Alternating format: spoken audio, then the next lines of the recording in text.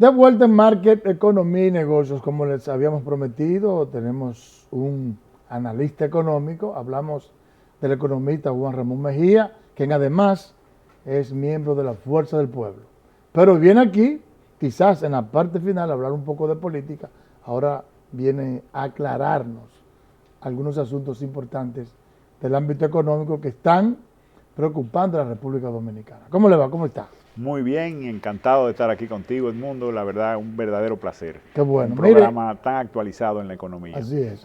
Tratamos de que sea así. Mire, este sábado se celebró el Día Internacional del Trabajador y todo el mundo sabe que el mundo, para los empleados, se está viviendo una situación sumamente difícil porque se ha incrementado el desempleo a nivel mundial. Eso mismo está pasando en la República Dominicana, que es en este caso el tema que nos interesa. ¿Qué hacer para ir recuperando ese nivel de empleo? Y también le preguntaría si es factible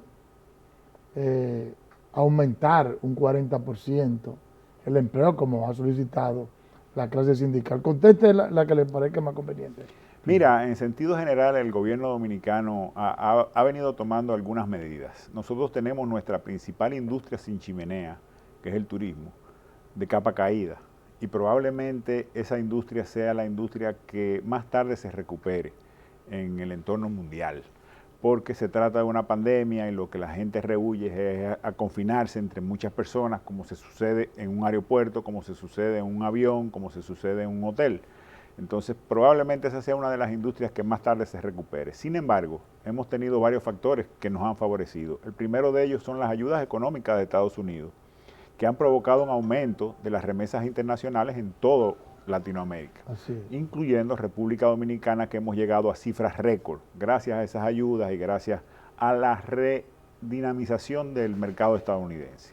En República Dominicana no podemos ser ciegos y tenemos que ver que Industria y Comercio, el Ministerio de Industria y Comercio, ha estado haciendo una labor encomiable, ha estado promoviendo las exportaciones, ha estado apoyando a las industrias grandes como la del tabaco, como las cerveceras y otras industrias del país, las zonas francas, y realmente ha logrado cifras récord también. Bueno, las zonas francas se recuperaron más de un 100% porque todas se reaperturaron y además se han abierto unas cuantas más. Y las cifras de exportaciones están por encima del año 19 y del año 20.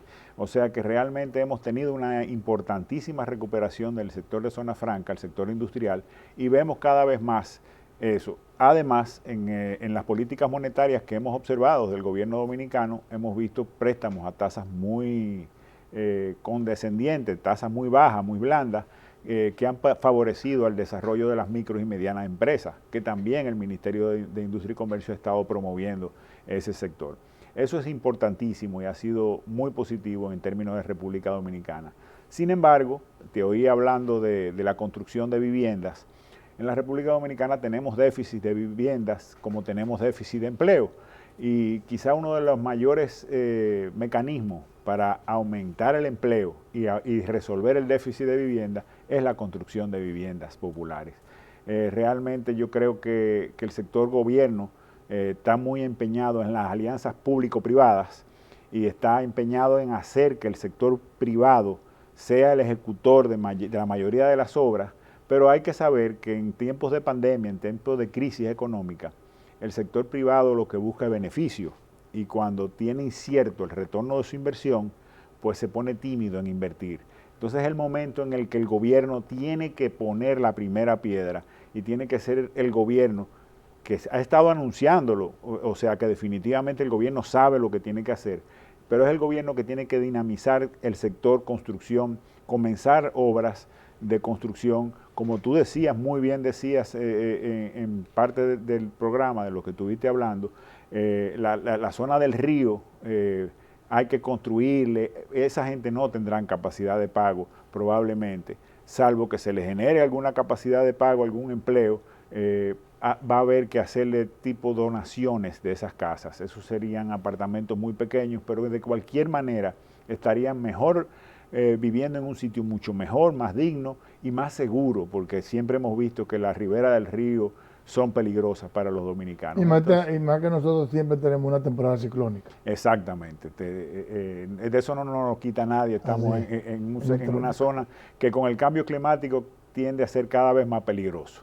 Entonces, definitivamente, el gobierno tiene que dar el primer paso en la dinamización de la economía por el sector de las construcciones, y tiene muchas otras obras que ha ofrecido: la carretera del Ámbar, lo de Pedernales, la circunvalación de Baní, de San Francisco, de Asua. O sea, hay muchas obras que están en carpeta, que están definidas ya, que el gobierno, yo entiendo que debe comenzar a dinamizar, porque es la forma de que la economía se dinamice. Ahora también viene un punto en el que tendremos que comenzar a hablar de lo que se llama un pacto fiscal. Definitivamente la República Dominicana, y lo dijo el presidente Luis Abinader en la reciente cumbre latinoamericana que hubo en España, estuvo mencionando que la próxima crisis que vamos a afrontar es de toda Latinoamérica, será la deuda internacional. Entonces nosotros tenemos que comenzarnos a preparar para afrontar, para que no llegue una crisis, sino para blindarnos en el sentido de que esa crisis tengamos los medios de pago para afrontarla. Y la forma más adecuada será a través de una reforma fiscal, que debe ser un pacto fiscal, y un pacto fiscal igual que como está haciendo Estados Unidos, progresista, donde quienes carguen la mayor carga de esa parte fiscal sea ese 1, 2, 3% de los dominicanos que más ingresos generan en la República Dominicana, que no sea solamente cargado a la clase media, a la clase trabajadora, a la clase pobre, sino que se distribuya mucho mejor y se le cargue mayor al que más ingresos genera. Eso sería un pacto fiscal progresista. Hace falta que los sectores sindicales se asesoren de buenos economistas, tengan cerca equipos técnicos que puedan participar en esas negociaciones de ese nuevo pacto fiscal.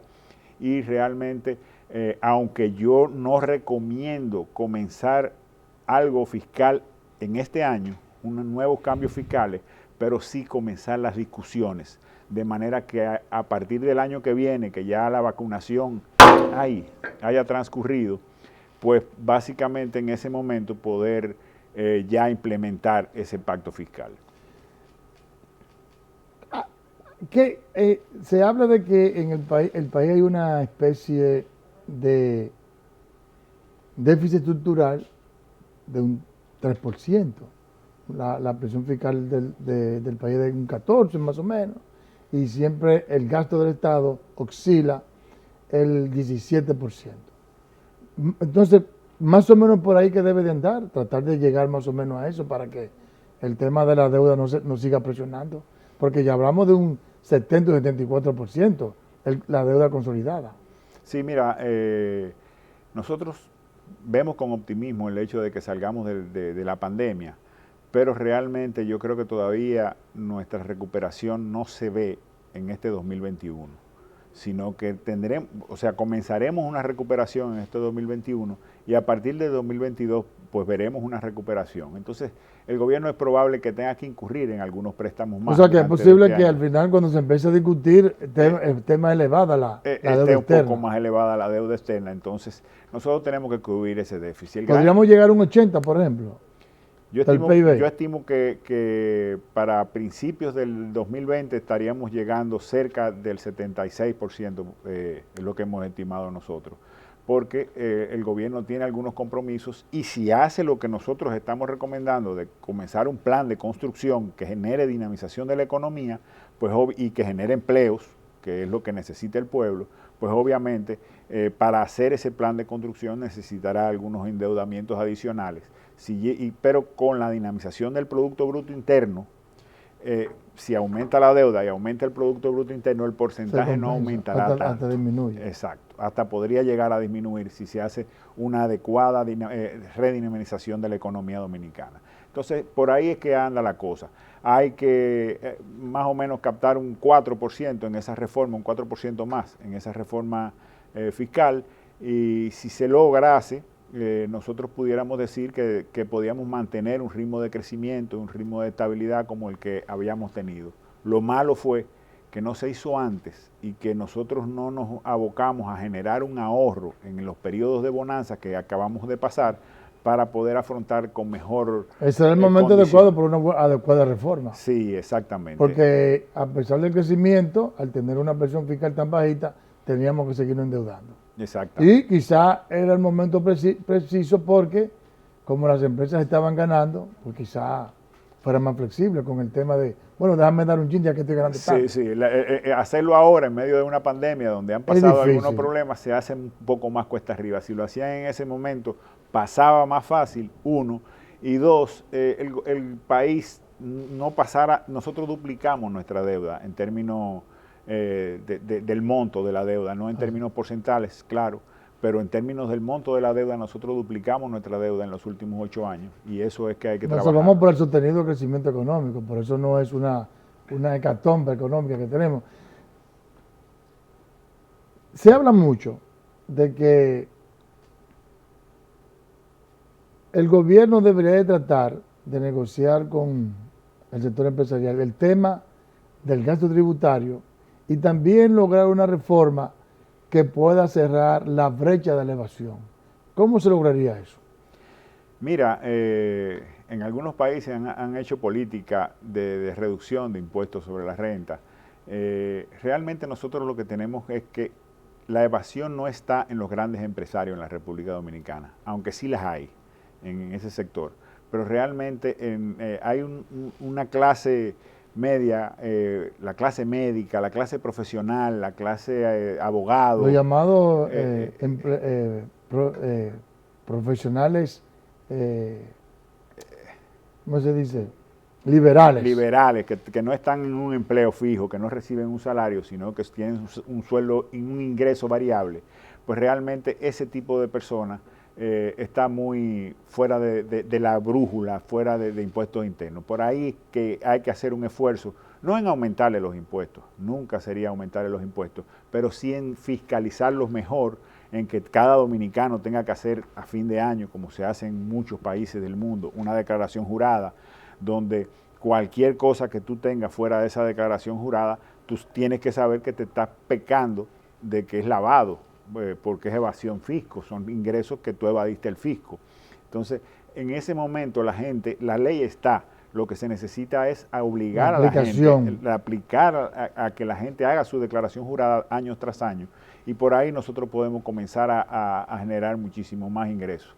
Obviamente, el Estado está cobrando muchísimas, los ayuntamientos tienen que dinamizar su gestión de cobro, porque los ayuntamientos no solo pueden vivir del gobierno, tienen un sinnúmero de arbitrios que están en capacidad, que tienen la ley, que pueden generar cobros y pueden hacer mejores inversiones y pueden tener las ciudades mucho más adecuadas.